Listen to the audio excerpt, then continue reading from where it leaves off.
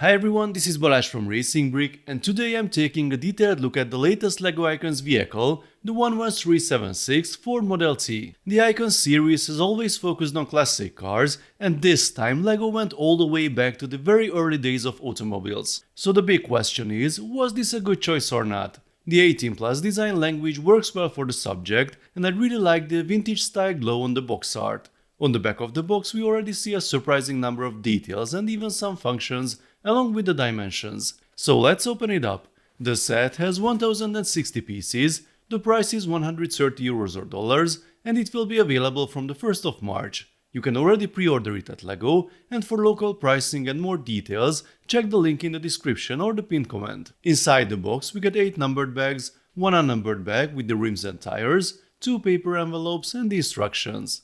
The manual starts with a short history of the Model T, followed by notes from the design team. They specify that the LEGO model is inspired by a 1913 version, and we also get some great historical photos and diagrams provided by Ford corporate historians. Here's the part list. Feel free to pause the video and let me know if you spot anything interesting. And now let's start building. The build begins with a studied Technic frame and a fixed axle. We quickly switch to snot building on the sides, but then things get unusual again with another fairly complex Technic assembly attached to the main structure.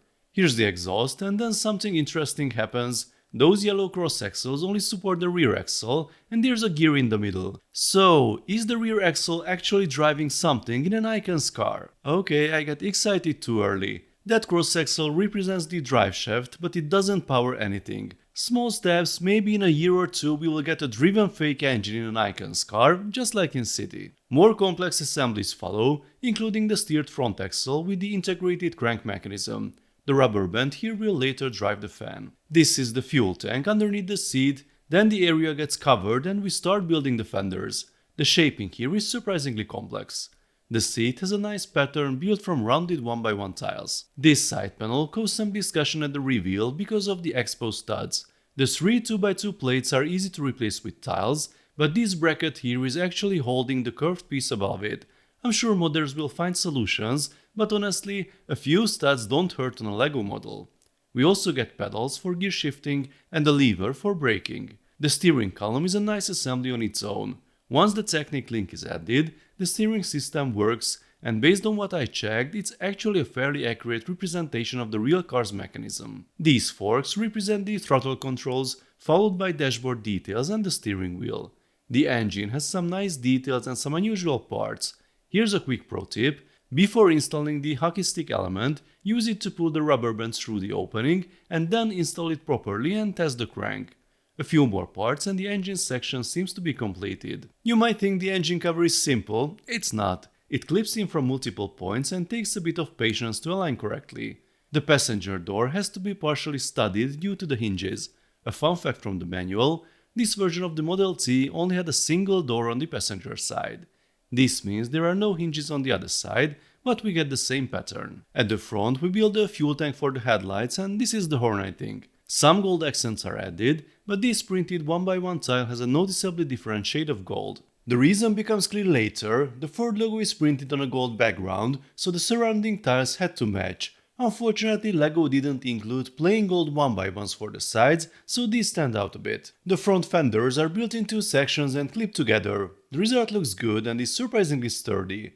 At the rear we had another complex clipped assembly, followed by the trunk cover, which requires pushing these brown elements fully in to close properly. After a few more details at the back, we had this frame built from various parts. But this was only the first, there's another one, similarly complex. Time to open the 2 extra bags. This one contains the new windshield pieces, which are very specific to the model. I wonder where else they could be used.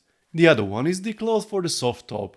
Mounting the roof is fairly complicated, with many attachment points, and you need to pay attention where you grab the model. At this stage it is quite fragile. The final result should look like this I think. We need axles at the front as well, too bad the colors won't match, suddenly feels like Technic. Finally, here are the new wheels and tires. The tires are marked 75x13, it seems to be a completely new size. Mounting them properly takes a bit of effort. For comparison, here's the Vespa wheel, similar diameter but wider and with a different rim design.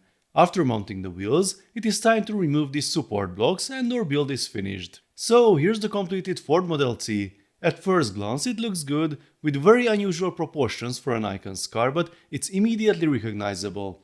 It's black of course, any color as long as it's black. Interestingly, early and late production years actually offered color choices, so red or blue would have been historically accurate as well. There are many nice details all around. We have lights at the rear and at the front as well, gold accents here, and those printed one by one pieces are partially covered by the lights but still visible. The white tires work visually, although historically these were closer to light grey natural rubber. The color of these Technic tires could have been more accurate actually. 1913 was a transition period, so black tires would also be correct. LEGO clearly chose visual impact here. Now let's see the functions. There is a crank at the front, but to see its effect, you need to open the hood, which is not very easy. I think these were originally hinged on top. The fan inside spins a bit, it could work better if you adjust the surrounding parts. Someone asked if the crank is removable. Technically it is, this is LEGO after all, but if you pull this cross-axle out, the half bush and the gear will detach, and it would be challenging to put them back in place along with the rubber band. The steering works, somewhat. I respect the designer's effort to replicate the setup from the original car, but in LEGO form, this is more of a symbolic feature. The steering wheel rotates only slightly, and due to the way it is connected, the steering column jumps out if I lock it on this side. If you don't do it carefully, the steering column might also disconnect after a while, since there is a half module connection there. There is another issue with the front wheels. It was already visible in the photos, but here it is even more noticeable. Due to the way they are mounted, the wheels have a very visible negative camber. It is like Lizzie from Cars when she's tired. In reality, the front wheels of the Model T had a positive camber, so they should actually look like this. There is one opening door on the passenger side, as you could see during building. I am not sure how the double windshield was supposed to work in reality.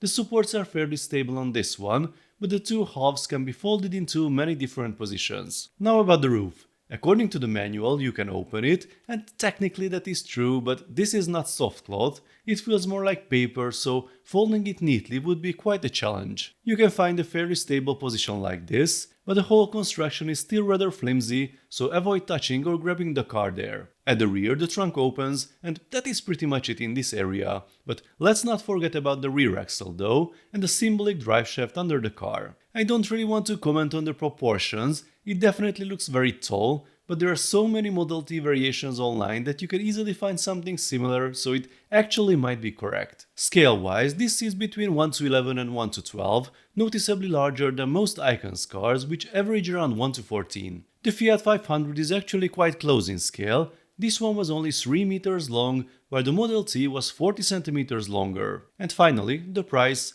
130 euros or dollars feels high for what you get. Yes, there are new parts, but compared to the Vespa or Bumblebee, this doesn't feel denser or more premium, and those are cheaper. There are of course many factors in pricing, but I think if it had opened at 110 and we could have received the usual retailer discounts, it would have been much better. Overall, I respect the effort to replicate so many details in the car, and I like many of them, but for me the end result has too many flaws.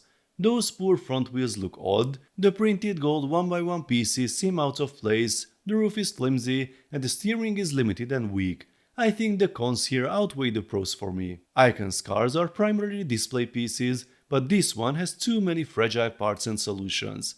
If you like the appearance and want to display it, the building experience is generally enjoyable, just avoid handling it afterward. But be sure to wait for the initial price drops. Europeans might find it for under 100 euros on release day, and I am confident the price will decrease further. Hopefully, these discounts will also appear elsewhere over time. So folks, let me know what you think about this build. What did you like and what could be improved or changed? Please share your thoughts in the comment section. If you enjoyed this video, then please give it a thumbs up, and don't forget to subscribe with notifications, as more exciting LEGO videos are coming soon. See you next time, bye bye.